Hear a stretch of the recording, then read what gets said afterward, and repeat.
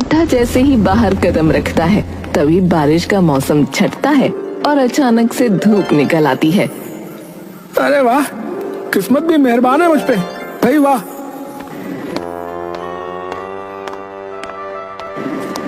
पुट्ठा जंगल की ओर जा ही रहा था। पुट्ठा उछलकर और चीखकर पीछे की ओर कूद पड़ता है। तभी अचानक काले बादल आकाश को ढक लेते हैं और लगातार बिजली गिरने लगती है। पुट्ठा जंगल की ओर भागता है। अरे ये क्या हो गया? अरे प्रभु, किसी बात पर क्रोधित हो गए हो क्या? बिल्कुल ही भस्म कर दोगे क्या? हे भगवान, पकौड़े तलवाने के चक्कर में कहीं इंद्रदेव मुझे ही न तल दे। पुट्ठा भागते भागते जंगल के काफी अंदर पहुंच जाता है। जैसे जैसे वो अंदर जाता है उसे किसी के चिल्लाने की आवाजें आने लगती हैं। वापस लाओ, वापस दो मेरा सेब मुझे। हे भगवान, ये तो किसी बच्चे की आवाज लग रही है। पुट्ठा आवाज की तरफ भागता है। वो जाकर देखता है एक बच्चा ऊंचे आम के पेड़ के नीचे खड़ा होकर चीख रहा है। उसका मुंह गुस्से से लाल है। पुट्ठा भागकर उसके पास जाता है। बच्चा ठंड से कांप रहा था और उसकी आंखें गुस्से से लाल हो रखी थीं। हे भगवान, ये बच्चा किसका है? अरे बेटा, तुम कौन हो और तुम कहां से आए हो? बच्चा सामने की ओर उंगली करता है और मुंह बनाकर रोने लगता है। उसी समय अचानक बारिश भी होने लगती है। पुट्ठा चौंक कर इधर उधर देखने लगता है। वो बच्चे के सर पर हाथ रखकर पूछता है, बेटा क्या हुआ है? क्यों रो रहे हो? वो मेरा आम ले गया। हाँ, वो ले गया? कौन ले गया? ये कहकर उसकी सुनहरी नन्ही आंखों से आंसू छलक आते हैं। तुम्हें भूख लगी है? हाँ। पुट्ठा मुस्कुराता है और पेड़ से 3-4 आम तोड़कर उसे दे देता है। आम देखकर वायुन मुस्कुरा उठता है और उसी समय मौसम एकदम साफ हो जाता है और धूप निकल आती है। अरे यार, ये चल क्या रहा है? सिग्नल चले गए क्या भगवान के उधर? है? पुट्ठा वायुन की ओर देखता है। वायुन मजे से आम के चटकारे लगा रहा होता है।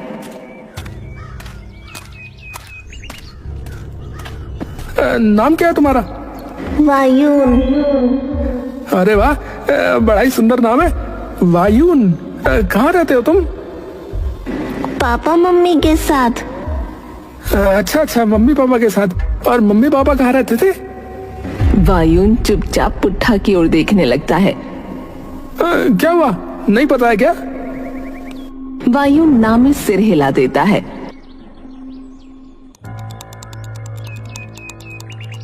ठंड लग रही है क्या? पुट्ठा थोड़ी देर वायुन की ओर देखता रहता है और सोचने लगता है। वायुन, चलो। कहाँ? अरे डरो नहीं वायुन, मेरे घर चलेंगे हैं। वहाँ तुम कपड़े भी बदल लेना और मेरी बीवी तुम्हें बहुत सा स्वादिष्ट खाना भी खिलाएगी है। सच में? हाँ, चलो चलो। पुट्ठा वायुन को लेकर वापस घर आ जाता है।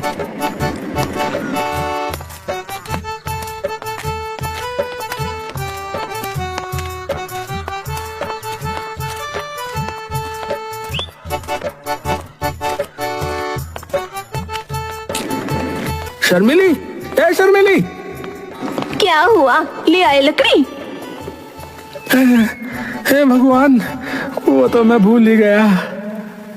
शर्मिली बाहर आती है और बच्चे को देखकर चौंक जाती है। ये क्या ले आए? लकड़ी मंगाई थी। अरे बच्चा बेचारा पता नहीं कैसे जंगल में फंस गया था। बारिश और ठंड से कांप रहा था और भूखा भी था। शर्मिली अंदर से भागकर तौलिया लाती है और वायुन को उसमें लपेटकर खुद से चिपका लेती है। बाबू तो ठीक है ना? वायुन मुस्कुराकर शर्मिली की ओर देखता है। हाय, देखिए ना जी, कितनी सुंदर मुस्कान है, जैसे नीले समंदर के अंदर सफेद सीपियां चमकती हो। अरे इसके लिए सूखे कपड़े ले ले गुड्डों के अंदर से। शर्मिली मुस्कुराती हुई अंदर से कपड़े ले आती है।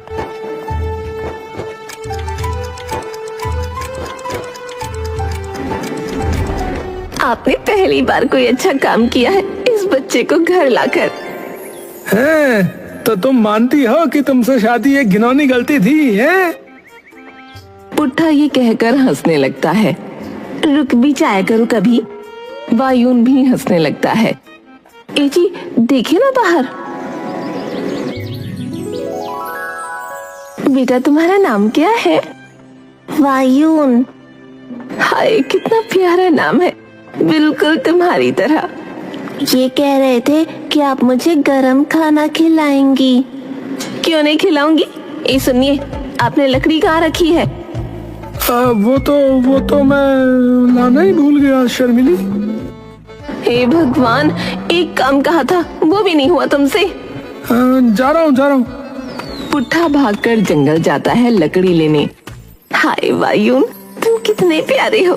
तुम्हें पता है तुम्हारे जितना ही मेरा बेटा है मोनू, पर अभी वो बाहर गया है, थोड़ी देर में वापस आ जाएगा और तुम्हें देखकर तो एकदम खुश हो जाएगा। फिर दोनों साथ में खूब खेलना। वायुन एक प्यारी सी मुस्कान के साथ के घर के अंदर घुस गया।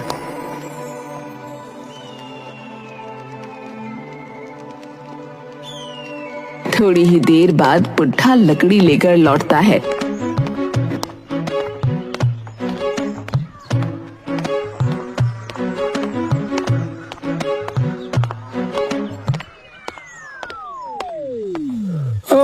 क्या नाम था इसका? आय हाय, शर्मीली। हाँ वही। चलो शुक्र है ले तो आए। अरे ये छोड़ो, ये बताओ कि वायुन कहाँ है? वाह, वैसे तो मुझे भी भूल जाते हो। वायुन याद रह गया तुम्हें? अरे इतने प्यारे बच्चे को वैसे भी कौन भूल सकता भाई। अरे वो अभी सो रहा है अंदर, थका हुआ था और शायद वो बहुत दिनों से यहाँ है। कह रहा था कि वो अपने माँ बाप के साथ ही रहता था, फिर पता नहीं चुप हो गया एकदम से। अरे मुझे भी कुछ नहीं बताया था जब मैंने पूछा तो।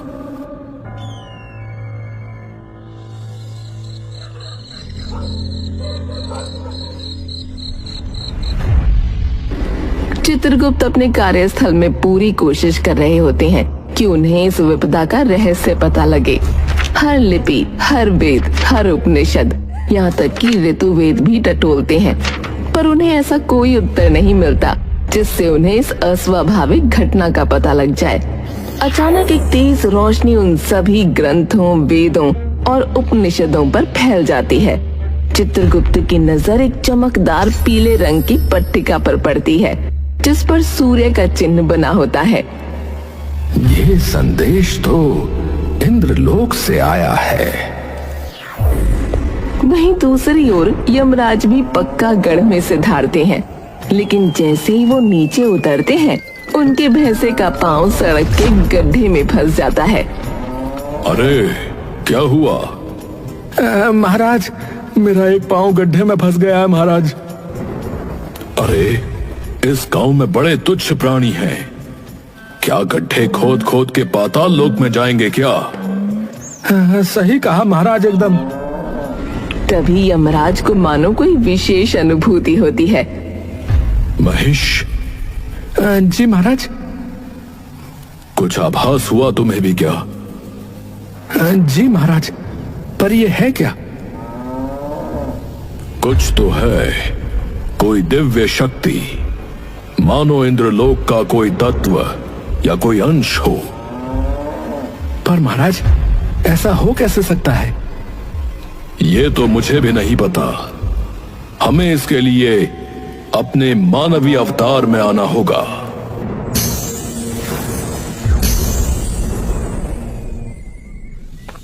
वहीं दूसरी ओर पुट्ठा के घर में मानो खुशियों की लहर दौड़ गई हो। पूरा दिन मोनू और वायुन खेलते रहते हैं। ए वायुन, आजा सीढ़ियों पे दौड़ लगाते हैं, देखते हैं कौन पहले ऊपर पहुंचेगा। हाँ चलो। दोनों सीढ़ियों पर ऊपर भागने लगते हैं, लेकिन अचानक वायुन का पांव फिसल जाता है और वो नीचे गिर जाता है। आवाज सुनकर शर्मिली दौड़ी चली आती है। क्या हुआ? शर्मिली जैसे ही वायुन को नीचे गिरा देखती है, उसका कलेजा मानो आंखों से छलक पड़ता है। वायुन, वायुन। वायुन धीरे से उठता है और शर्मिली को देखते ही आंसुओं में बिलख उठता है।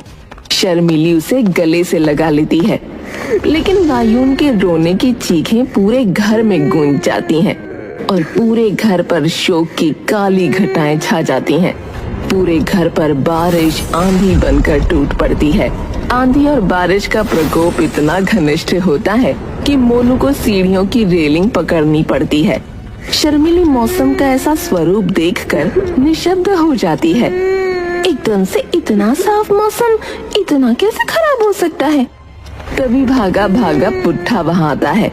पुट्ठा देखता है कि शर्मिली ने वायुन को अपनी छाती से लगाया है। अरे क्या हुआ शर्मिली? पता नहीं जी, मुझे एकदम से कुछ आवाज आई और जब मैं बाहर आई तो ये नीचे गिरा हुआ था। यमराज और भैंसा गांव में मौसम की इस विडंबना की जांच पड़ताल कर ही रहे होते हैं कि तभी भैंसा एक अनोखी चीज अपनी आंखों से देखता है। महाराज। भैंसा अपनी थोड़ी बगल की तरफ उंगली घुमाता है। यमराज देखते हैं कि उनके सामने घने काले बादल छाए हुए हैं। यमराज ये देखकर आश्चर्यचकित रह जाते हैं। वो दिव्य चीज अवश्य वहीं वास करती है। महेश, चलो वहीं पर। शर्मिली और पुट्ठा मिलकर वायुन को चुप कराते हैं और उसकी मरहम पट्टी करते हैं। वायुन की लाई आंधी थोड़ी देर में थम जाती है और तभी चारों ओर छाए बादल और तेज आंधी तूफान भी एकदम से छट जाते हैं। शर्मिली जाकर वायुन को सुला देती है और वापस पुट्ठा के पास आकर बैठ जाती है। सुनिए। हाँ जी बताइए, क्या बोल रही हैं आप?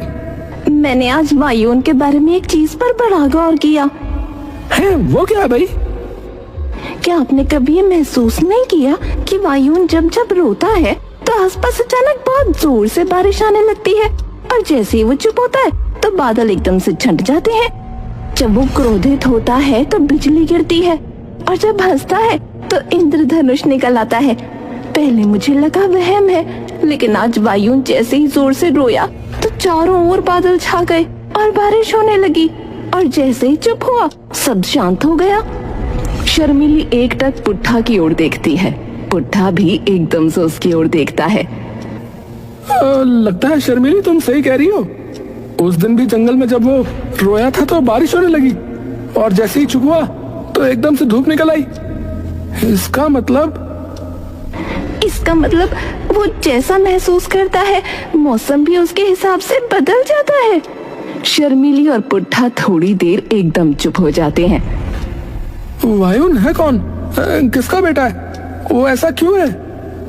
ये तो नहीं पता, पर इतना जरूर पता है किसी को इस बच्चे के बारे में नहीं पता लगना चाहिए। न जाने कितने स्वार्थी और लोभी लोग इस बच्चे को ले जाने की फिराक में होंगे। तभी वहाँ यमराज और भैंसा अपने मानवीय रूप में आ धमकते हैं। अरे कोई है क्या इस घर पर? शर्मिली और पुट्ठा देखते हैं कि दरवाजे पर दो मोटे से आदमी खड़े हैं। दोनों दरवाजे की ओर जाते हैं। जी नमस्ते, बताइए। नमस्कार भाई। नमस्कार बहन जी। नमस्कार नमस्कार, बताइए। जी हम जनगणना के लिए आए हैं, तो आप हमें बता सकते हैं कि इस घर में आपके अलावा और कौन कौन रहता है? पुट्ठा और शर्मिली एक दूसरे की ओर देखते हैं। जी हम दोनों और हमारा एक बेटा मोनू। जी सिर्फ एक ही है और कोई नहीं है? शर्मिली और पुट्ठा अब सतर्क हो जाते हैं। नहीं, कोई और तो नहीं है, सिर्फ हम तीनों ही हैं। अच्छा अच्छा, वो हमें थोड़ी सी प्यास भी लगी थी, तो क्या हम अंदर आ सकते हैं? अभी तो हम लोग बाहर जा रहे हैं, लेकिन मैं आपके लिए यहीं पानी ले आती हूँ। यमराज समझ जाते हैं कि पुट्ठा और शर्मिली को शक हो गया है। शर्मिली उनके लिए पानी लाती है और वो पानी पीकर वापस लौट आते हैं।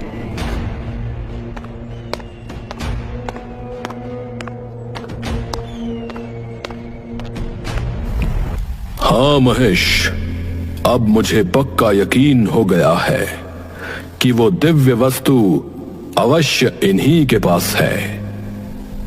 जी महाराज, पर अब करें क्या? तभी यमराज के कानों में चित्रगुप्त की आवाज गूंजती है। महाराज। चित्रगुप्त जी, क्या हुआ? महाराज, आपको एक बार यमलोक आना पड़ेगा। एक बहुत ही आवश्यक संदेश आया है आपके लिए। आवश्यक संदेश? किसका? इंद्रलोक से। क्या? जी महाराज। महेश, चलो, यमलोक वापस जाना है। यमराज और भैंसा अपने असली रूप में आते हैं और यमराज भैंसे पर सवार होकर यमलोक की ओर निकल जाते हैं। शर्मिली और पुट्ठा बहुत चिंता में बैठे थे। उन लोगों को पक्का वायुन का पता है। शर्मिली, पर तुम इतने डंके के साथ कैसे कह सकती हो? अरे कैसी बात कर रहे हो? अभी 3 महीने पहले तो आए थे जनगणना वाले। आप ही ने तो दरवाजा खोला था। 2 औरतें क्या आ गई थी उस दिन जनगणना के लिए। आपके तो पैर ही नहीं पड़ रहे थे जमीन पर पूरे दिन। अरे ठीक है, पर अब करें क्या? कुछ दिनों के लिए यहाँ से चले जाते हैं। सही कह रही हो। हाँ चित्रगुप्त जी, अब बताइए क्या हुआ? महाराज, स्वयं इंद्रदेव का संदेश प्राप्त हुआ है। परंतु किस लिए? इंद्रवंशी कबीले का एक वंशज गुम हो गया है महाराज। आपको उसे उसके कबीले में वापस लाना है। उसी गांव में? जी महाराज। इंद्रवंशी कबीला? ये कौन सा कबीला है महाराज? इंद्रवंशी कबीला एक प्राचीन कबीला था जहां अत्यंत विद्वान पंडितों और ऋषियों का निवास था। वे सभी देवाला नामक एक पवित्र गांव में रहते थे। परंतु एक दिन उस गांव पर ऐसा संकट टूटा जिसके विषय में किसी ने सोचा भी नहीं था। हर दिशा से सूखा, प्रतिदिन धरती हिलती, फसलें नष्ट हो गईं, जल स्रोत सूख गए और लोग तड़प तड़प कर मरने लगे। गांव का हर कोना विनाश की चपेट में था। तब ग्रामवासियों ने अपने अंतिम आसरे इंद्रदेव को पुकारा। कहा जाता है उन्होंने बिना एक बूंद जल के लगातार 10 वर्षों तक इंद्रदेव की तपस्या की। न दिन देखा न रात देखी, मात्र एक ही प्रार्थना, इंद्रदेव हमें बचा लो। और अंततः 10 वर्षों की कठोर तपस्या के पश्चात और भक्ति से प्रसन्न होकर इंद्रदेव ने उन्हें दर्शन दिए। उन्होंने गांव को आशीर्वाद दिया, अब कभी भी ये गांव किसी आपदा का शिकार नहीं होगा। और साथ ही उन्होंने उन लोगों को एक दिव्य वरदान भी दिया, अब से तुम्हारी भावनाएं ही मौसम को आकार देंगी। परंतु साथ ही इंद्रदेव ने एक शर्त भी रखी, इस गांव को बाहरी दुनिया से छिपा दिया गया ताकि ये शक्ति कभी किसी गलत हाथों में न जाए। तभी से देवाला एक रहस्य बनकर दुनिया की नजरों से ओझल है। लेकिन आज भी जब बादल बिना मौसम गरजते हैं, कहीं ना कहीं कोई इंद्रवंशी भावनाओं से मौसम को चला रहा होता है। तो इसका मतलब महाराज, उस गांव में उसी कबीले का वंशज आ गया है। परंतु यह कैसे हुआ? वो गांव तो बाहरी दुनिया से छिपा हुआ था। संदेश में लिखा था कि उनके गांव पर किसी असुर प्रजाति ने हमला कर दिया था, जिसकी वजह से वहां भगदड़ मच गई और वो वंशज अपने कबीले से अलग हो गया। अब गांव के सभी लोगों ने मिलकर उन असुरों को भगा तो दिया, पर अब वे इंद्रदेव से मात्र एक ही प्रार्थना कर रहे हैं, उसे ढूंढने की। और वो वंशज अवश्य उसी घर में है। महेश, शीघ्रता करो। वायुन और मोनू अपने बिस्तर पर आराम से सो रहे होते हैं कि तभी यमराज वहां प्रकट हो जाते हैं। इंद्रवंशी, डरो नहीं पुत्र, मैं तुम्हें तुम्हारे घर ले जाने आया हूं, तुम्हारे कबीले के पास। मेरे मम्मी पापा के पास? हाँ, वहां सभी लोग तुम्हारी प्रतीक्षा कर रहे हैं। रुको, पहले तुम इन्हें तो बताओ कि तुम जा रहे हो। इन लोगों ने भी तुम्हारा ध्यान रखा है, तुमसे अपने सच्चे मन से प्रेम किया है। वायुन दौड़ता हुआ शर्मिली और पुट्ठा के पास जाता है और उन्हें उठाता है। काका काकी। अरे वायुन, क्या हुआ? ठीक तो हो? क्या हुआ बेटा? काकी, मैं जा रहा हूँ वापस अपने घर। शर्मिली और पुट्ठा पर मानो बिजली गिर पड़ती है। तुम्हारे मम्मी पापा आ गए क्या? नहीं काकी, पर कोई है जो मुझे मेरे घर वापस ले जाने आया है। बेटा, अगर किसी गांव के किसी व्यक्ति ने तुम्हें ये कहा है तो वो झूठ बोल रहा है। वे लोग सिर्फ तुम्हारा फायदा उठाना चाहते हैं। नहीं काका, उन्हें मेरा नाम पता था और मेरे घर के बारे में भी पता है। तुम डरो नहीं काका काकी, मुझे कुछ नहीं होगा। शर्मिली वायुन को अपने सीने से चिपका लेती है। घर जाकर हमें भूल मत जाना, ठीक है? कभी नहीं भूलूंगा काकी काका। वायुन शर्मिली के पांव छूता है। भगवान तुम्हें जग की सारी खुशियां दे दे। और फिर पुट्ठा के पांव छूता है। खूब खुश रहो, और फिर से आम खाने या अपनी काकी के हाथ का खाना खाने की इच्छा हो तो चले आना। अच्छा जी काका। और आखिरकार वायुन यमराज के साथ वापस अपनी दुनिया में चला जाता है।